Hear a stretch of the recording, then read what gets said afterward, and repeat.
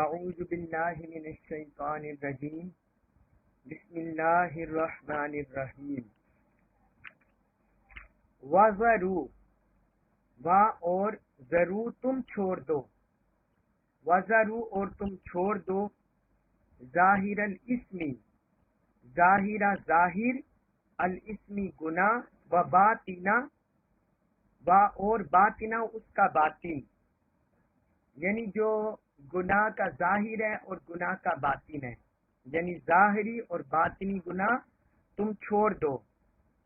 اِنَّا بے شک الذین جو لوگ یکسبون کما رہے ہیں الاسم گناہ، ان الذین یکسبون الاسم بے شک جو لوگ گناہ کما رہے ہیں، سیجزون ان قریب انہیں سزا دی جائے گی، بیما ان کے سبب، اس کے سبب یعنی اس عمل کے سبب، کانو وہ تھے یقترفون ارتکاب کرتے، تو انہیں ان قریب اس عمل کے باعث سزا دی جائے گی جس کا وہ ارتکاب کرتے تھے۔ اب اس آیت مبارکہ میں اللہ رب العزت نے فرما دیا ہے کہ جو اسم کا جو ظاہری و باطنی گناہ ہے ان کو چھوڑ دو، ظاہری و باطنی گناہ ان کو چھوڑ دو۔ گناہ کسے کہتے ہیں؟ آئمہ نے اس کی مختلف تعریفیں بیان کی ہیں، ڈیفینیشن کی ہے کہ گناہ کسے کہتے ہیں۔ امام راغب اصفہانی جو لغت کے امام ہوئے ہیں، جید امام، انہوں نے لکھا ہے، وہ کہتے ہیں گناہ ان افعال کو کہتے ہیں جو ثواب کو ساقط کرنے کا موجب بنتے ہیں، یعنی جن کی وجہ سے ثواب ختم ہو جائے، ثواب کا انقطاع ہو جائے، ساقط ہو جائے، اس کو بولتے ہیں گناہ۔ اور انہوں نے یہ بھی لکھا ہے اسم جو ہے یہ عدوان سے عام ہے، یعنی عدوان کہتے ہیں زیادتی کو، ظلم کو، تو یہ اسم گناہ ہے وہ اس سے عام معنی ہے، وہ اس میں اس سے بھی زیادہ عمومی معنی پایا جاتا ہے۔ امام راغب اصفہانی نے مفردات القرآن میں اس تعریف کو درج کیا۔ پھر علامہ فیروز آبادی، علامہ فیروز آبادی وہ کہتے ہیں اسم کا معنی ہے گناہ، الف حمزہ سا اور میم، اسم، یہ جو آیت مبارکہ میں آیا ہے وَذَرُوا ظَاهِرَ الْإِسْمِ، ہم اسم کے بارے میں بات کر رہے ہیں، اسم، تو وہ کہتے ہیں اسم ذنب کو بولتے ہیں، ذنب بولتے ہیں گناہ کو، تو کہتے ہیں خمر، شراب، جوا اور ہر ناجائز کام کرنے کو گناہ کہتے ہیں۔ شراب خوری ہو جائے، جوا بازی ہو جائے، اور اسی طرح ہر ناجائز کام وہ گناہ کے زمرے میں آتا ہے۔ یہ امام فیروز آبادی نے القاموس المحیط میں گناہ کی تعریف درج کی۔ اب اللہ رب العزت نے اس آیت مبارکہ میں فرمایا کہ اے لوگو تم ظاہری و باطنی گناہ چھوڑ دو، یعنی کھلے اور پوشیدہ گناہ چھوڑ دو۔ ایک اور آیت مبارکہ ہے سورۃ الانعام آیت نمبر 151، 151، اس میں بھی اللہ تعالی نے فرمایا وَلَا تَقْرَبُوا الْفَوَاحِشَ مَا ظَهَرَ مِنْهَا وَمَا بَطَنَ، اور بے حیائی کے کاموں کے قریب نہ جاؤ، جو بے حیائی کے کام ہیں ان کے قریب نہ جاؤ، جو ان میں سے ظاہر ہو اور جو پوشیدہ ہو، چاہے وہ ظاہر ہو یا پوشیدہ ہو۔ اب ظاہر اور پوشیدہ سے کیا مراد ہے؟ جو اللہ رب العزت نے یہاں فرمایا کہ ظاہر اور پوشیدہ اس گناہ کے قریب نہ جاؤ، تو اس سے ایک تو مراد ہے، ظاہر سے مراد ہے وہ گناہ جو کھلم کھلا اور ظاہراً کیے جائیں، جو کھلم کھلا اور ظاہراً کیے جائیں ان کے قریب نہ جاؤ۔ مثلا جو انسان جھوٹ بولتا ہے، غیبت کرتا ہے، چگلی کرتا ہے، دھوکہ فراڈ کرتا ہے، لڑائی جھگڑا کرتا ہے، فتنہ اور فساد کرتا ہے، قتل و غارت گری کرتا ہے،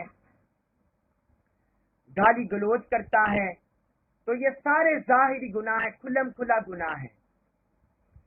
اور باطنی پوشیدہ گناہ سے مراد ہے جو چھپ کر کرتا ہے، چوری چھپ کر کرتا ہے، بدکاری چھپ کر کرتا ہے، ڈاکہ، تحریر کاری، دہشت گردی، اس طرح کے جو امور ہیں وہ انسان چھپ کر کرتا ہے، تو یہ ہے پوشیدہ گناہ۔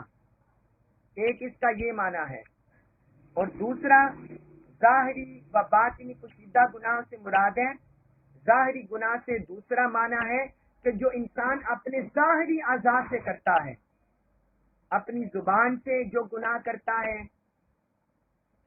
گالی گلوچ دینا، کسی کو برا کہنا، کسی کے بارے میں غیبت چگلی جھوٹ بولنا، یعنی زبان کے گناہ، اسی طرح ہاتھ سے کسی کو تکلیف پہنچانا، اسی طرح آنکھوں سے جو گناہ کرنا، شہوت کی نگاہ سے دیکھنا، برائی کا ارتکاب کرنا، اس طرح ناک سے گناہ کا اظہار کرنا، کوئی بدبو سونگھنا یا اس طرح حس کا اظہار کرنا، اور سماعت سے کانوں سے کوئی برائی سننا، کوئی فحش کلام سننا، یعنی یہ ظاہری اعضاء کے جو گناہ ہیں یہ ظاہری گناہ ہے۔ اور باطنی گناہ سے مراد جو دل سے ہوتے ہیں، جو باطن سے انسان کے ہوتے ہیں، کسی کے بارے میں انسان کے دل میں تکبر رکھنا، کسی کو ناپسند کرنا، رعونت رکھنا، بدگمانی کرنا کسی کے بارے میں، حسد کرنا، خود پسندی کرنا، غرور تکبر کا مظاہرہ کرنا، کسی کو نیچا سمجھنا، تو یہ سارے باطنی گناہ ہیں، یہ سارے باطنی گناہ ہیں۔ تو اللہ تعالی نے فرمایا وَذَرُوا ظَاهِرَ الْإِثْمِ وَبَاطِنَهُ، کہ جس طرح کے بھی گناہ ہیں، چاہے وہ ظاہری گناہ، باطنی گناہ، ان سب کو چھوڑ دو، ان سب کو چھوڑ دو۔ اب الاسم، اس میں بھی بڑے غور و خوض کی ضرورت ہے۔ الاسم اگر صرف اسم آتا الف لام کے بغیر تو یہ عمومی معنی ہونا تھا، عموم کا معنی دینا تھا۔ الف لام ساتھ آ گیا تو یہ یا تو تخصیص کے لیے الف لام آیا ہے یا جنس کے لیے آیا ہے، عربی گرامر کی روح سے۔ تخصیص کے معنی میں یہ آیا ہے، اگر اس کو تخصیص کے معنی میں لیں تو یہ معنی دیتا ہے جو انسان، وہ گناہ جو انسان دوسرے انسانوں سے چھپا کر کرنا چاہتے ہیں، تخصیص کا معنی یہ ہے۔ مثلا بدکاری کرنا یا چوری کرنا یا کسی کی چگلی کھانا، تو یہ انسان چھپ کر گناہ سر انجام دیتا ہے، تو یہ تخصیص کا معنی ہے۔ اور اگر الف لام جنس کا لے تو اس کا معنی ہے کہ ہر طرح کے گناہ، ہر طرح کے گناہ چھوڑ دو۔ وَذَرُوا ظَاهِرَ الْإِثْمِ وَبَاطِنَهُ، اللہ تعالی نے فرمایا جتنی بھی قسم کے گناہ ہیں ان کو چھوڑ دو۔ کسی بھی گناہ کا، اس کا تعلق ظاہر سے ہے یا باطن سے، اس کا تعلق انسان کے اعضاء سے ہے یا انسان کے قلب سے، انسان کے باطن سے، اور میں ہر طرح کے گناہ کو چھوڑ دو۔ احادیث مبارکہ میں بھی بعض احادیث مبارکہ ملتی ہے جس سے گناہ کا تصور ہمارے سامنے واضح ہوتا ہے کہ یہ گناہ کا تصور بھی وسیع ہے، وسیع ہے گناہ کا تصور بھی۔ حضرت نواس بن سمعان رضی اللہ عنہ بیان کرتے ہیں کہ میں نے رسول اللہ صلی اللہ علیہ وسلم سے بر اور اسم کے متعلق سوال کیا، بر یعنی نیکی اور اسم یعنی گناہ، اس کے متعلق سوال کیا تو آپ صلی اللہ علیہ وسلم نے فرمایا بر اچھے اخلاق ہیں، بر جو نیکیاں فرمایا وہ اچھے اخلاق ہیں، اور اسم وہ کام ہے جو تمہارے دل میں کھٹکا پیدا کرے، جس سے تمہارے دل میں کسی بھی کام کو کرنے میں تمہارے دل میں اضطراب پیدا ہو، ایک بے چینی پیدا ہو۔ اور جس کام پر تم لوگوں کے مطلع ہونے کو ناپسند کرو.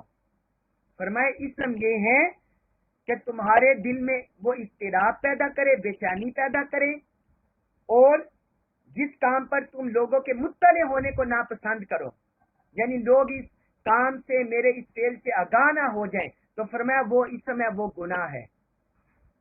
یہ صحیح مسلم کی حدیث ہے، حدیث نمبر 2553 2553، اور سنن ترمذی میں حدیث ہے، حدیث نمبر 2396 2396.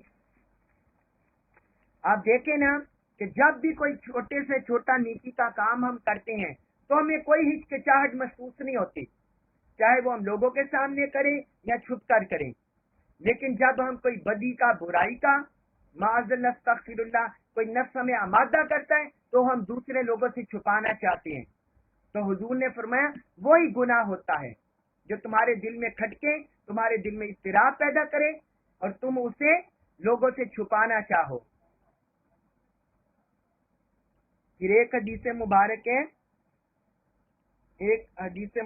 ہے حضرت عبداللہ بن مسعود رضی اللہ عنہ بیان کرتے ہیں، میں نے عرض کیا یا رسول اللہ، کون سا اسم سب سے بڑا ہے، یعنی کون سا گناہ سب سے بڑا ہے؟ آپ صلی اللہ علیہ وسلم نے فرمایا تم اللہ کے لیے کسی کو شریک ٹھہرا دو، یعنی کسی کو اللہ کا شریک ٹھہرا دو حالانکہ اس نے تمہیں پیدا کیا ہے، یعنی کسی اور معبود کو اللہ کے مقابل لے آؤ، اس کا شریک ٹھہرا دو. فرمایا یہ سب سے بڑا گناہ ہے. پھر وہ کہتے ہیں میں نے عرض کیا یا رسول اللہ، پھر کون سا ہے؟ پھر کون سا ہے؟ آپ صلی اللہ علیہ وسلم نے فرمایا یہ کہ تم اپنے ہمسائے کی بیوی سے بدکاری کرو، معاذ اللہ استغفر اللہ. فرمایا یہ اس کے بعد بڑا گناہ ہے. مسند احمد بن حنبل میں یہ حدیث ہے، حدیث نمبر 4411 4411. اور ایک حدیث مبارک ہے حضرت عبداللہ بن عباس رضی اللہ عنہ بیان کرتے ہیں کہ رسول اللہ صلی اللہ علیہ وسلم نے فرمایا تمہارے اسم، تمہارے گناہ کے لیے یہ کافی ہے کہ تم ہمیشہ لڑتے جھگڑتے رہو، تم ہمیشہ لڑتے جھگڑتے رہو. یہ سنن ترمذی میں حدیث ہے، حدیث نمبر 2001، حدیث نمبر 2001. آپ دیکھتے ہیں نا کہ بعض لوگوں کی یہ فطرت ہوتی ہے، یہ ان کی عادت ہوتی ہے لڑائی جھگڑا. بعض عورتوں کی بھی یہ عادت ہوتی ہے اور بعض مردوں کی بھی یہ ہوتی ہے، اپنی زبان سے دوسروں کو تکلیف پہنچاتے رہتے ہیں، لڑتے جھگڑتے رہتے ہیں، یا اپنے ہاتھوں سے دوسروں کو نقصان پہنچاتے رہتے ہیں. تو حضور نے فرمایا یہی گناہ تمہارے لیے کافی ہے تمہاری عاقبت خراب کرنے کے لیے، تمہاری آخرت برباد کرنے کے لیے. تو اس طرح دیکھیں کہ ہم نے 3-4 حدیث مبارکہ پڑھی اور قرآن کو دیکھا، تو جس طرح نیکی کا تصور بڑا وسیع ہے اس طرح گناہ بھی بڑا وسیع ہے. تو قدم قدم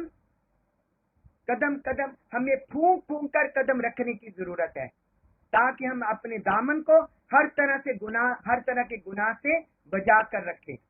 اس لیے اللہ تعالی نے فرمایا کہ ظاہری و باطنی تمام گناہ چھوڑ دو، تمام گناہ چھوڑ دو. پھر اس گناہ کے انسان کے ظاہر و باطن پر بھی اثرات ہوتے ہیں. ہر گناہ انسان کے قلب میں اندھیرا پیدا کرتا ہے، ظلمت پیدا کرتا ہے. حضور صلی اللہ علیہ وسلم کی حدیث ہے کہ جب بندہ کوئی جمعہ چھوڑتا ہے تو اس کے دل پر ایک سیاہ نقطہ پڑتا ہے، پھر جب وہ چھوڑتا جاتا ہے تو وہ سیاہ نقطہ بڑھتا چلا جاتا ہے. تو ہر گناہ کا اسی طرح ہے، ہر گناہ، ہر اللہ اور اللہ کے رسول کی نافرمانی کا عمل یہ انسان کے دل میں اندھیرا، ظلمت پیدا کرتا ہے. اور انسان کا دل، انسان کا قلب، انسان کا باطن اور پھر اس کے اثرات انسان کے ظاہر پر ہوتے ہیں، وہ انسان میں ظلمات کو پیدا کرتے ہیں. تو اللہ تبارک و تعالی نے اس لیے فرمایا کہ ہر طرح کے گناہ کو چھوڑ دو. زمانہ جاہلیت میں اور طرح کے تصور بھی تھے، گناہ میں اور طرح کے تصور بھی تھے. وہ چھپ کر بدکاری کرنے کو حلال سمجھتے تھے، معاذ اللہ. چھپ کر جو بدکاری کرتا اس کو جائز سمجھتے تھے. اسی طرح جو اپنی ماؤں بہنوں بیٹیوں سے نکاح کرتا اس کو ظاہری گناہ شمار کرتے، اور باطنی گناہ زنا کرتا تھا۔ ظاہری گناہ یہ ہوتا تھا کہ اپنی ماؤں بہنوں بیٹیوں سے نکاح کرنا، اور اگر ان سے بدکاری کرے تو اسے باطنی گناہ شمار کرتے تھے۔ تو یہ زمانے جاہلیت میں بھی تصور تھا طرح طرح کے، تو اللہ تبارک و تعالیٰ نے اس سارے باطل تصور کو رد کر دیا اور فرمایا کہ ہر طرح کے ظاہری و باطنی گناہ سے بچ جاؤ۔ پھر آگے فرمایا ان الذین یکسبون الاثم سیجزون بما کانوا یقترفون، کہ بے شک جو لوگ گناہ کماتے ہیں تو جو وہ عمل ارتکاب کرتے ہیں ان قریب انہیں اس کی سزا دی جائے گی، وہ اس کا بھگتیں گے۔ جو ظاہری گناہ کرتے ہیں یا باطنی گناہ کرتے ہیں، ہر کوئی اس کا عمل بھگتے گا، اپنا عمل بھگتے گا۔ اس کے بعد فرمایا سورۃ الانعام آیت نمبر 121 121، اس میں اللہ تعالی نے ارشاد فرمایا ولا، اور نہ، یہ نہیں کا ہے، لا نہیں کا، ممانت کا، ولا اور نہ، تاکلو تم کھایا کرو، مما اس میں سے، اس جانور کے گوشت میں سے، لم نہ، یذکری ذکر کیا گیا ہو، اسم نام اللہ اللہ کا، علیہ اس پر، ولا تاکلوا مما لم یذکر اسم اللہ علیہ، فرمایا اور تم اس جانور کے گوشت سے نہ کھایا کرو جس پر اللہ کا نام نہ لیا گیا ہو، یعنی ذبح کے وقت جس پر اللہ کا نام نہ لیا گیا ہو۔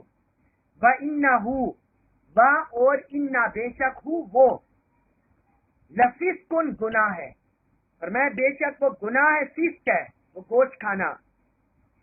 وَإِنَّا، اور بے شک الشیاطین، شیاطین، لیوحون، ڈالتے رہتے ہیں، وسوسے ڈالتے رہتے ہیں، الی طرف، اولیائہم، اولیاء دوست، ہم اپنے، بے شک جو شیاطین ہیں اپنے دوستوں کے دلوں میں وسوسے ڈالتے رہتے ہیں، لیجادلوکم، لی تاکہ یجادلو وہ جھگڑا کرے تم سے، لیجادلوکم تاکہ وہ تم سے جھگڑا کریں، وَإِن، اور اگر، اطعتموہم، اطعتمو تم نے اطاعت کی، تم نے پیروی کی، ہم ان کی، اور وَإِنْ أَطَعْتُمُوهُمْ، اور اگر تم نے ان کی پیروی کی، اِنَّا بے شک تم لَمُشْرِكُونَ ضرور مشرک ہو جاؤ گے، اِنَّكُمْ لَمُشْرِكُونَ تو تم بھی ضرور مشرک ہو جاؤ گے۔ اب اس آیت مبارکہ میں اللہ تعالی نے ذبح کا مزید اصول بیان کیا ہے۔ ہم یہ پیچھے آیت نمبر 118 اور آیت نمبر 119 میں ذبیحہ کے متعلق احکام پارے ہیں۔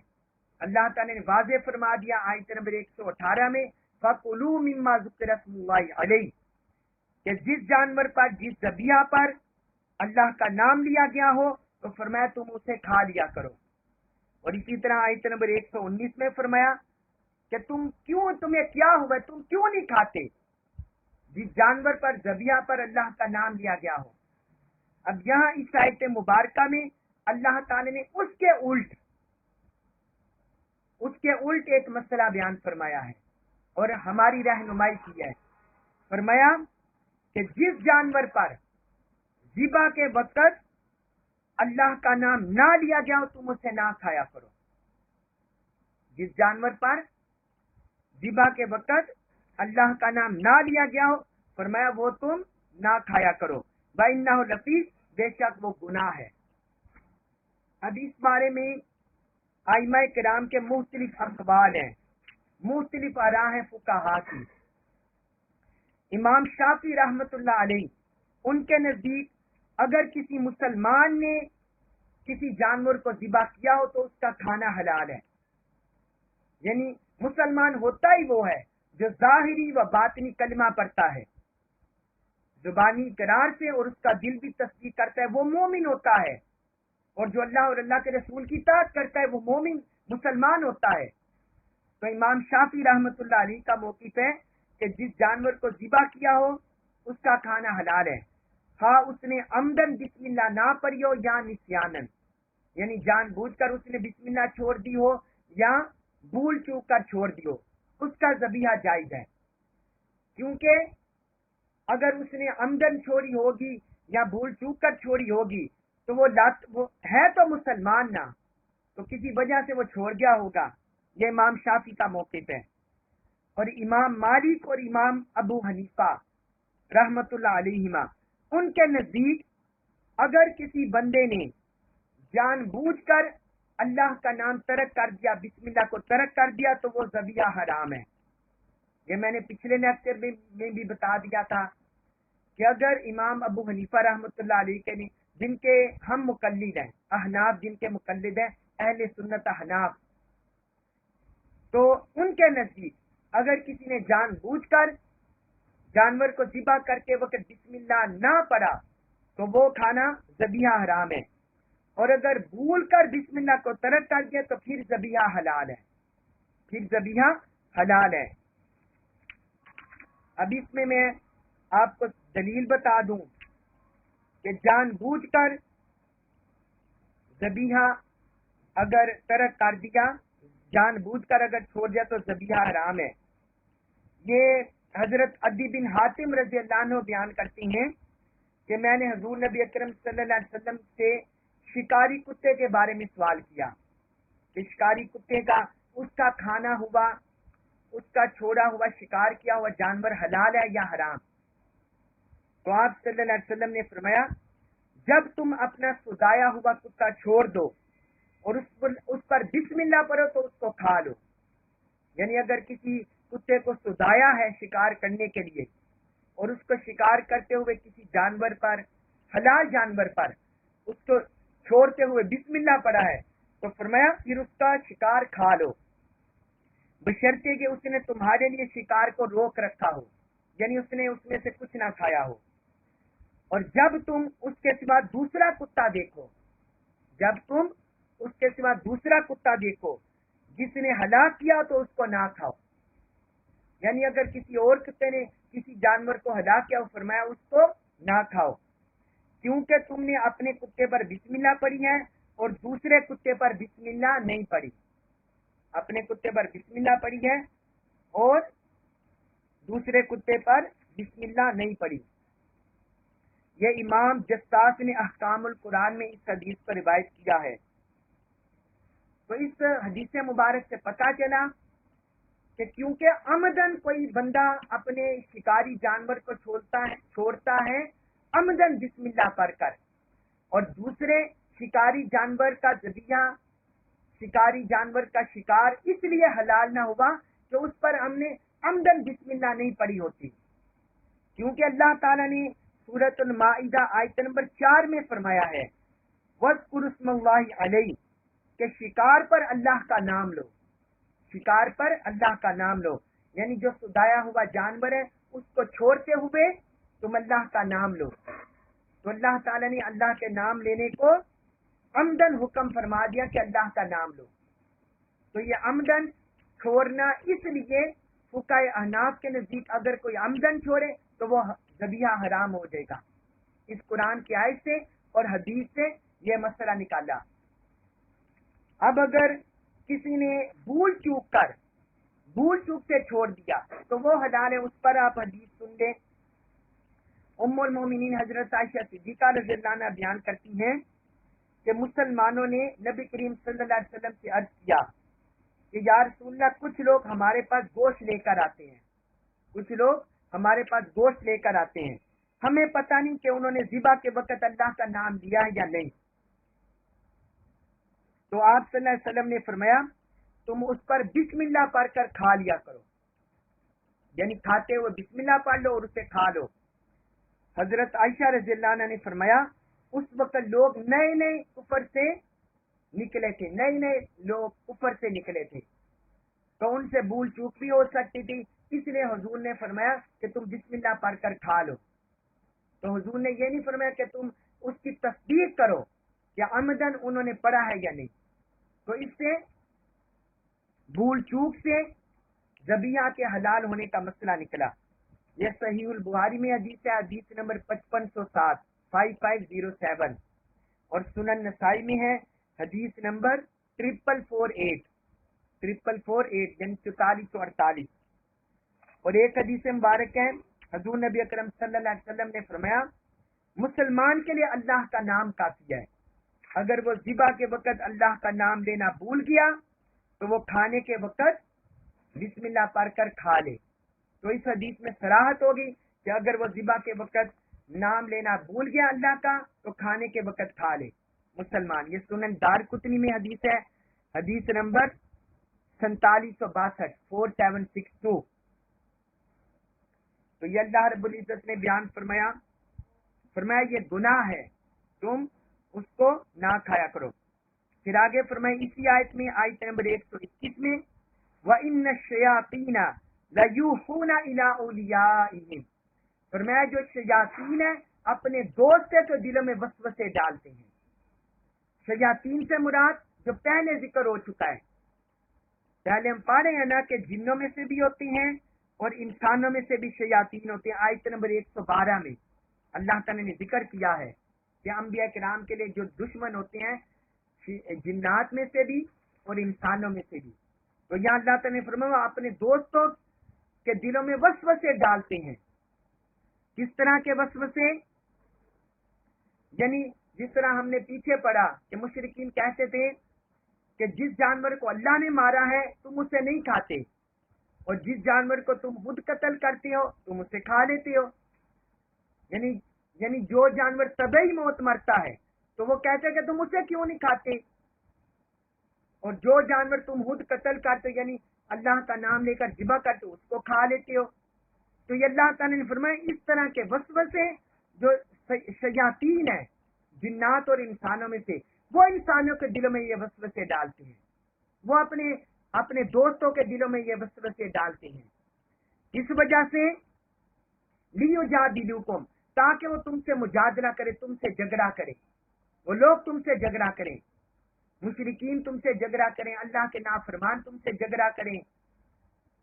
اور پھر آگے فرمایا وَإِنْ أَطَعْتُمُوهُمْ إِنَّكُمْ لَمُشْرِكُونَ، اور اگر تم نے ان کی اطاعت کر لی تو تم بھی مشرک ہو جاؤ گے. تو اس کا مطلب ہے کہ اللہ کے حلال کردہ کسی چیز کو حرام کرنا یا اللہ کی حرام کردہ کسی چیز کو حلال کرنا جان بوجھ کر اعتقاداً عقیدہ رکھتے ہوئے، یہ شرکیہ عمل ہے. یہ کون سا شرکیہ عمل ہے؟ گویا اس سے بندہ اگر اعتقادی طور پر اللہ کے حرام کیے ہوئے کو حلال جانے اور اللہ کے حلال کیے ہوئے کو حرام جانے، تو وہ گویا اگر اعتقادی طور پر بندہ یہ عقیدہ رکھتا ہے، اپنے دل سے یہ عقیدہ رکھتا ہے، تو اس سے وہ مشرک ہو جاتا ہے، اس سے وہ مشرک ہو جاتا ہے. اور اگر وہ اعتقادی طور پر یہ عقیدہ نہیں رکھتا لیکن جہالت سے ندانی سے یہ عمل کرتا ہے، عقیدہ رکھتا ہے، عمل کرتا ہے، تو پھر اسے وہ گناہ کبیرہ ہوگا، پھر اس کا یہ فسق ہوگا، گناہ کبیرہ ہوگا. اللہ کی حلال کردہ چیز کو حرام جاننا اور اللہ کی حرام کردہ چیز کو حلال جاننا، یہ تو مشرک کیا کرتے تھے. تو اللہ تبارک و تعالیٰ نے اہل ایمان کو خبردار کر دیا کہ جس طرح وہ اپنی خواہشات کے پیچھے چلتے ہوئے حلال کو حرام کر دیتے اور حرام کو حلال کر دیتے، فرمایا تم نے ان سے بچنا ہے، تم نے اس سے بچنا ہے. اس کے بعد ہے سورۃ الانعام آیت نمبر 122. اس میں فرمایا ابا کیا بلا من وہ شخص کانا تھا میتن مردہ ابا من کانا میتن، فرمایا بلا وہ شخص جو مردہ تھا، یعنی جو ایمان سے محروم تھا. فَأَحْيَيْنَاهُ، پس پھر احیینا ہم نے زندہ کر دیا ہو اسے، فَأَحْيَيْنَاهُ پھر ہم نے اسے زندہ کیا، ہدایت عطا کر دی، ہدایت کی بدولت زندہ کر دیا.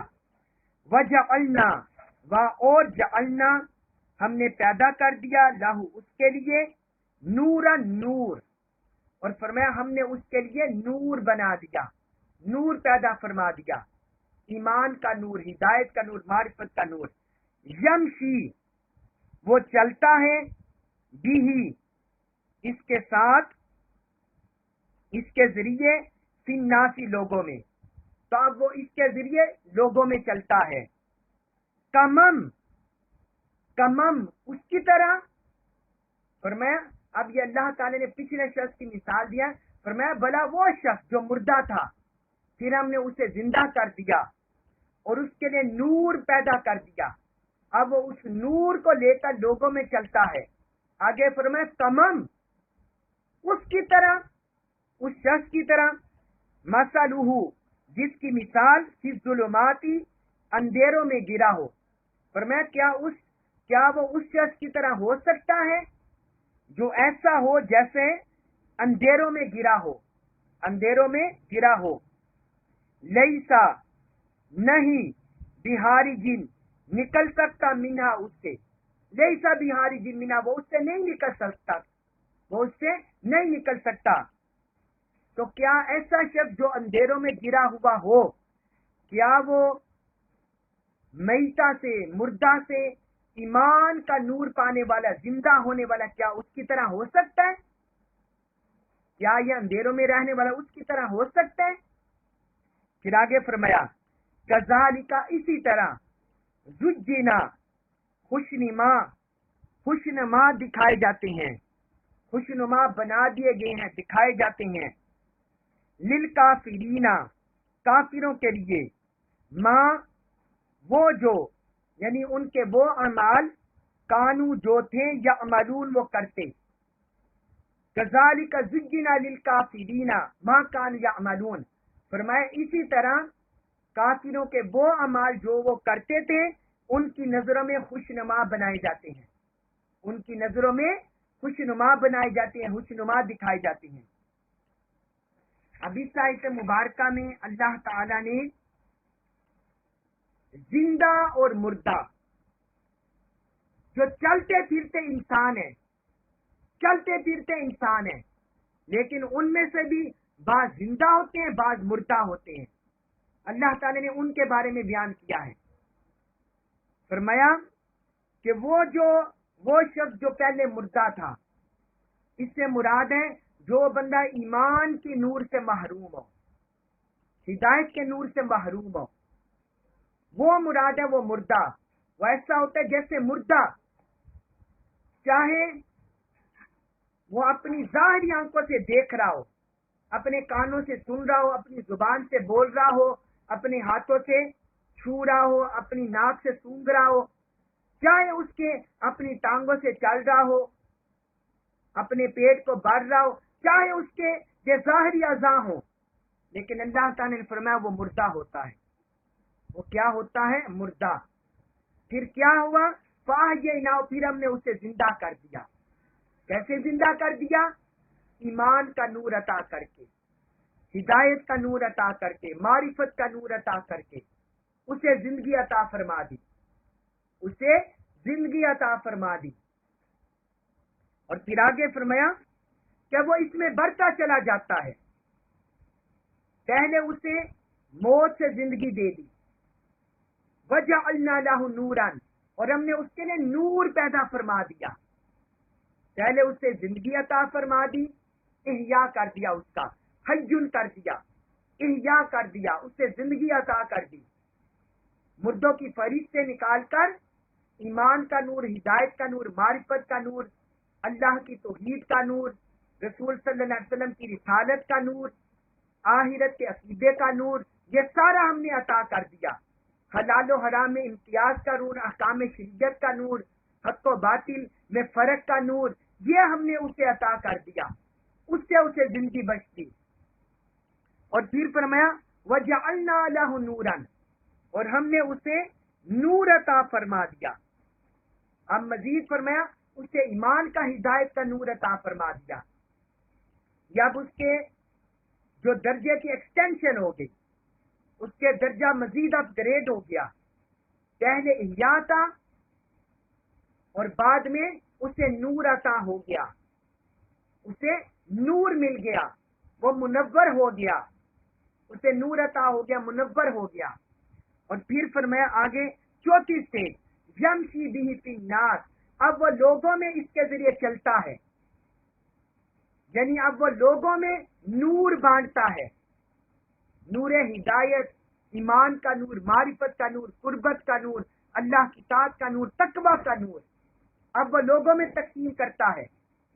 اس سے ہمیں پتا چلا کہ اہل اللہ صالحین جو لوگوں میں نور تقسیم کرتے ہیں اور جو کہتے ہیں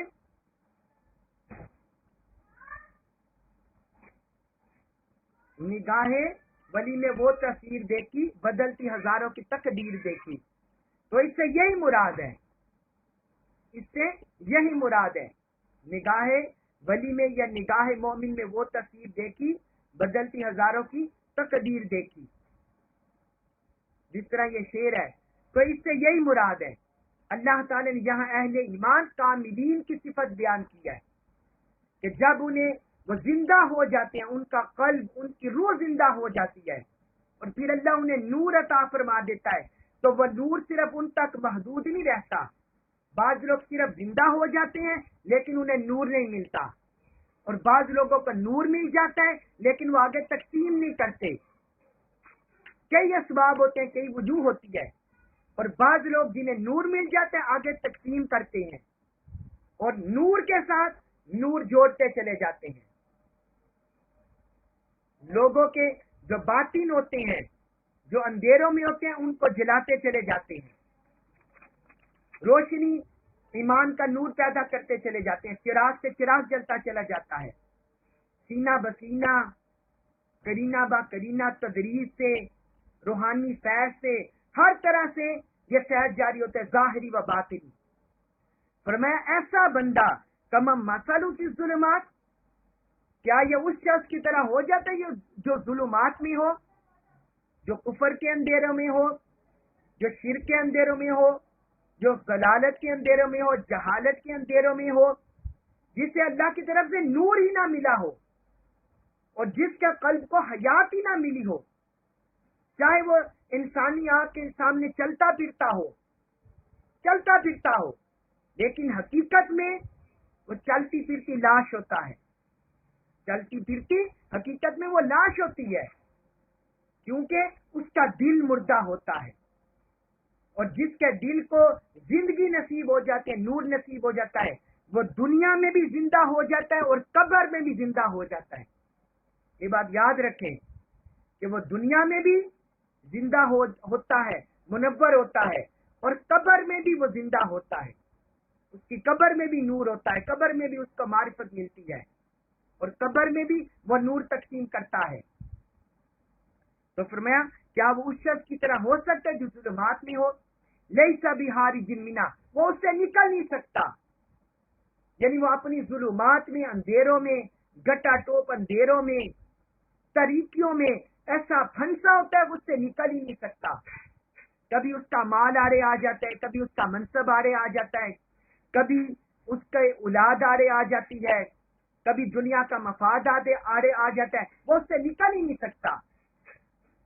آگے فرمایا کذالک زین للکافرین ما کانوا یعملون، اسی طرح اللہ کافروں کے لیے جو وہ عمل کر کے ان کے لیے مزین کر دیے جاتے ہیں۔ کافر اپنے اعمال بڑے خوشنما دیکھتا ہے، اپنا بینک بیلنس دیکھتا ہے، اپنا دیکھتا ہے کہ میں مخلوق کی مدد کر رہا ہوں، میں دیکھو انسانیت کی یہ بھلائی کر رہا ہوں، میں دیکھو کہ لوگوں کی اس طرح ہیلپ کر رہا ہوں، یا وہ کہتا ہے یا اس کے باطل عقائد کہ خدا تو نظر نہیں آتا، میں اپنے ہاتھوں سے بت بنا کر دیکھو میں ان کو پوج رہا ہوں، اور دیکھو سورج میں اتنی طاقت ہے، یہ اتنی ہمیں حرارت توانائی دیتا ہے، یا وہ کہتے ہیں کہ ہم کیسا مال کما کر اپنی دنیا بنا لیں گے، ہم یہاں سب کچھ حاصل کر لیں گے، ہم یہاں دنیا پر راج کریں گے۔ تو اللہ تعالی نے فرمایا کافروں کے عمل ان کے لیے خوشنما بنا دیے جاتے ہیں اور حقیقت میں وہ دھوکہ ہوتا ہے۔ اس آیت کے پس منظر میں آئمہ نے ابو جہل اور حضرت عمر رضی اللہ عنہ ان دونوں کی بھی مثال دی ہے کہ ابو جہل اندھیروں میں رہا اور حضرت عمر بن خطاب رضی اللہ عنہ حضور کی دعا سے وہ اسلام لے آئے، ان کا دل زندہ ہو گیا، نور پا گئے، اور ابو جہل طریقوں میں رہا۔ اور ایک مثال انہوں نے ابو جہل اور حضرت حمزہ رضی اللہ عنہ، حضرت امیر حمزہ رضی اللہ عنہ کو بھی دیا ہے کہ ابو جہل حضور کا گستاخ تھا، بے ادبی کرتا تھا، آقا علیہ الصلوۃ والسلام پر تان زنی، حضور کو تکلیف پہنچاتا تھا، جبکہ حضرت حمزہ رضی اللہ عنہ اسلام لے آئے۔ تو جس کے لیے ہدایت مقرر ہوتی ہے، اللہ تعالیٰ کی طرف سے اسے ہدایت مل جاتی ہے، نور مل جاتا ہے، اور اسے ہی ملتا ہے جو اخلاص سے یہ نور پانے کی کوشش کرتا ہے، اللہ اور اللہ کے رسول کا تابع دار ہوتا ہے، فرما بردار ہوتا ہے، محب ہوتا ہے، اس کو یہ نور نصیب ہوتا ہے۔ اور جو ان کے نافرمان ہوتے ہیں وہ گٹا ٹوپ اندھیروں میں طریقوں میں بھٹکتے رہتے ہیں۔ اللہ تبارک و تعالی ہمارا ہر حال میں ہمارا حامی و ناصر ہو۔ اللہ تبارک و تعالی ہمیں اپنی حمایت، اپنی مدد و نصرت عطا فرمائے، ایمان کا نور، ہدایت کا نور، معرفت کا نور، اس میں ہمیں استقامت عطا فرمائے، ہمارے قلب کو، ہمارے ظاہر و باطن کو احیا فرمائے، زندہ فرما دے، اور ہمیں نور عطا فرما دے کہ ہم اللہ تعالیٰ کی توفیق سے، آقا علیہ الصلوۃ والسلام کے توسل سے، حضور کے تصدق سے یہ نور آگے انسانیت میں بانٹنے والے بن جائیں۔ اللہ تبارک و تعالی ہم گناہ گاروں کو ان میں شامل فرما لے، اور اللہ تعالی ہمیں قرآن کا تمام فہم عطا فرمائے، اور ہمیں اس پر عمل پیرا ہونے کی توفیق عطا فرمائے۔ وما علیہ الا البلاغ المبین۔